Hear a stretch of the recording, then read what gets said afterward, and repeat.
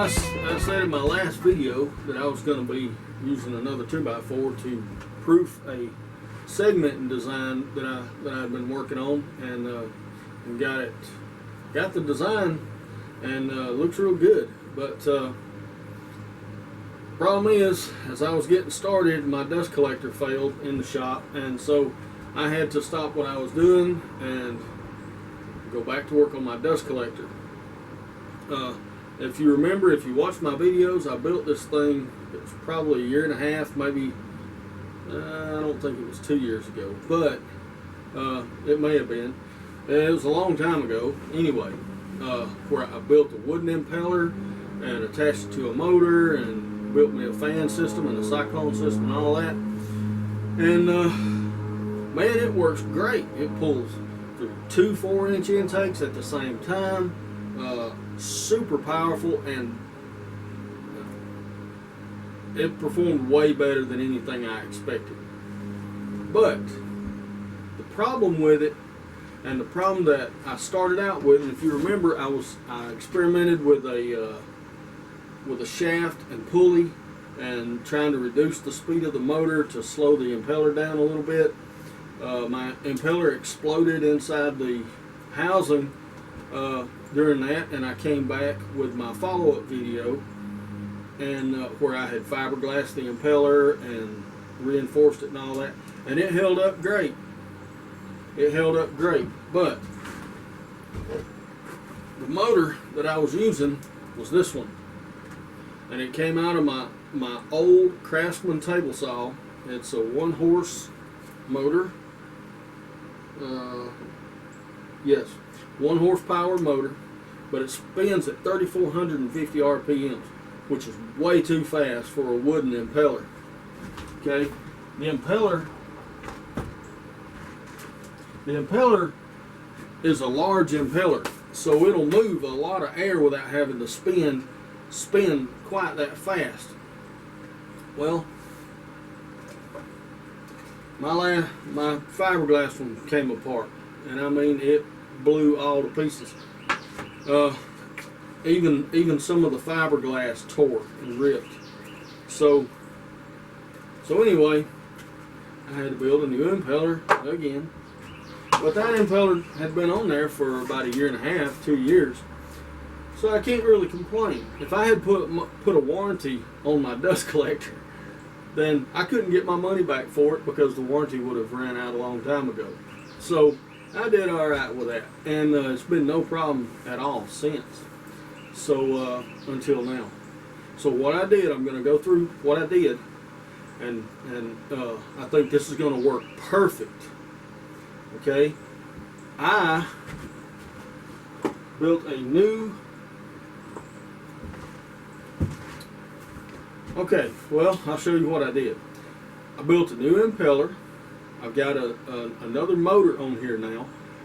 I used an old treadmill motor, and I'm controlling the speed, and I'll show you how I did all that here in just a second. But I'm controlling the speed, so now I can turn it slow, or I can spin it all the way up. This treadmill motor gets to 6,600 RPMs, 6,700 RPMs, so it'll spin plenty fast enough. But what I want to do is slow it down. So now I've got a way of doing that now. So anyway, let's look at this right quick. Okay. All right, here's my new impeller. It spins. It's balanced really well, and of course I had to rebuild the inside of the housing and everything because it ripped and tore every bit of that out. But what I did was I made it smaller. So back here in the back, if you remember, I had an 1/8 of an inch clearance. Now I have a 1/4 inch clearance. Here to the bottom cover plate that goes on here, I had an 1/8 inch clearance, and now I have a 1/4 inch clearance. At the stripping edge down here, there was an 1/8 inch clearance, and now I have a 1/4 inch clearance. That's where the air gets stripped off the impeller right there. But what had happened was this thing spun up so fast. One of the vanes finally gave way, I guess, and it hit this stripping edge.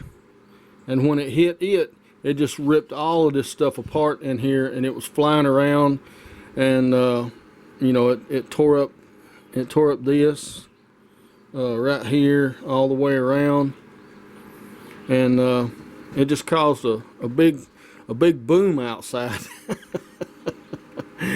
But anyway, what I did, I got all that rebuilt, and I actually got a much better stabilizing system on here. I've used Corian on the inside, to stabilize the impeller, and it works really good. There's almost no vibration on this machine now. But I went with this treadmill motor. Now, first thing you notice is this motor is a whole lot smaller than the motor that I had. Well, that's because this is a DC motor. It runs on direct current, or, you know, kind of like battery power. But it is a, let me see, it is a 2.5 horsepower motor. Okay, so it's a whole lot stronger than the motor that I had. Okay, well, you can control the speeds with these, but you have to be able to control the amount of voltage in them going to them, or the resistance. So what I did was I used this old Harbor Freight router speed controller here, and it works great. I couldn't find anything else in the shop that it would work on, but it works great on this thing, and I'll give you a demonstration here in a few minutes to show you. But where your power comes out of this, it goes in it has to come out of here as AC, and as it goes there, it has to be converted to DC for the motor. Well, the only way to do that is with a bridge rectifier. Okay, and that's this little part right here. Okay, now I'm probably going to have problems with this particular bridge rectifier because it's the biggest one that they had at Radio Shack, but it really doesn't have the amperage rating that this motor actually will require over time. But anyway, what it does is your AC comes in, and the bridge rectifier converts the AC to DC by basically just knocking off the top or the bottom part of the sine wave, which is all that kind of mess. But anyway, and it puts that there. Okay, without the speed controller though, you would just have 120 volt AC going here, and it would be full speed all the time. So with this, I can reduce the power going to the motor with this, and it works out really good. So anyway, I'm going to come around here and I'm going to show you. I'm just going to demonstrate how this thing works. Let me get the camera back in the tripod here. Back up a little. Maybe you can see all of this good. All right, now get my safety glasses. I don't want this impeller to explode on me. All right, so now I've got my little Harbor Freight speed controller here, and you got variable and full. If you hit full, it automatically goes to full speed, and this thing would probably explode again. But I've got it turned all the way to the bottom, so it'll be kind of a minimum speed. And on this side of the switch, you've got variable. So I'm going to go to variable, turn it on. Okay. Now that's minimum speed. And I want to show you just how this works. Got some Corian here. I don't know if you can actually see that going through there, but it does. And then side. It just blows away. Okay? Now, if that's not enough power, I can turn it up.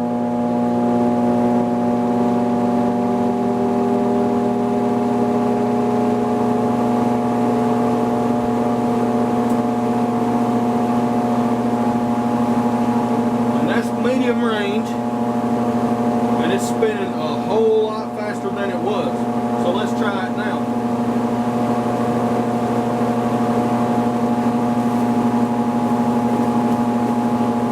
Just pulls it right through.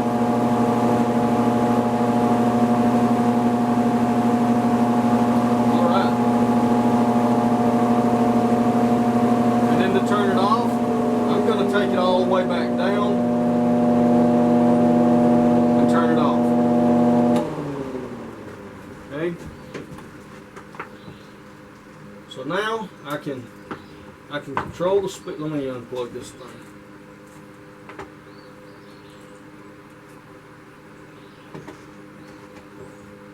Now I can control the speed. No pulleys, no bearings, no nothing like that I have to mess with. Okay. So I hope you enjoyed that. It really will be a nice addition and upgrade to my shop dust collector. That thing was super powerful.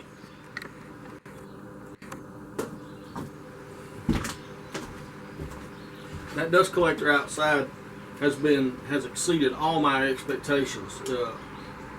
Even with a 1-horse motor, with the large impeller that I had, with this really large impeller, I didn't really need that kind of speed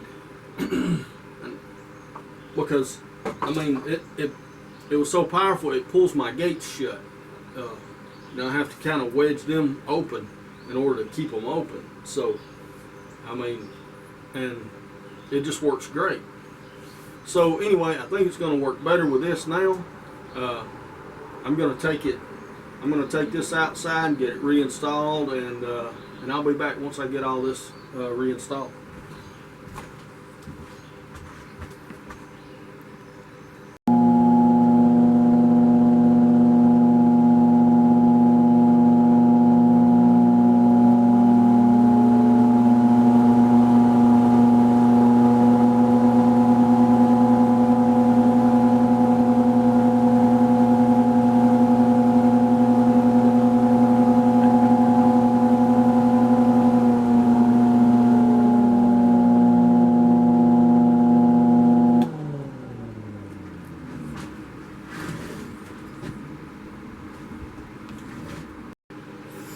Well, all right, got it all wired up now. There is my receptacle that I'm plugged into, and here is my controller right here, and my machine is plugged in on the bottom there. All right, well, let's just see what we get here. I'm going to turn it on, and I've got it set to the lowest speed. I'm going to turn it on. It already starts better than my other. Now I'm going to leave it on the low speed and just see how this thing works. I open this gate here. It's going down here to this vacuum hose.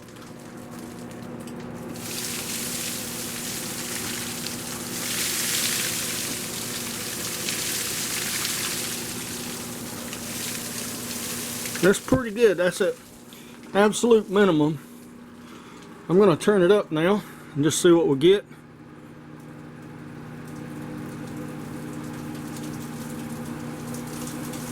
I can't believe how quiet it is. I can hear the air going through it pretty good.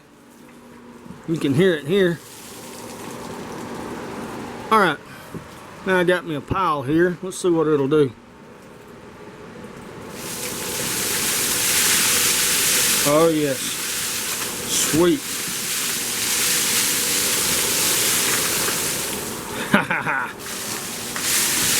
Perfect. That's about the power that I want normally. Okay, here we are outside. Got my wiring done. And here, there's my Cyclone system and my receptacle. You can see here,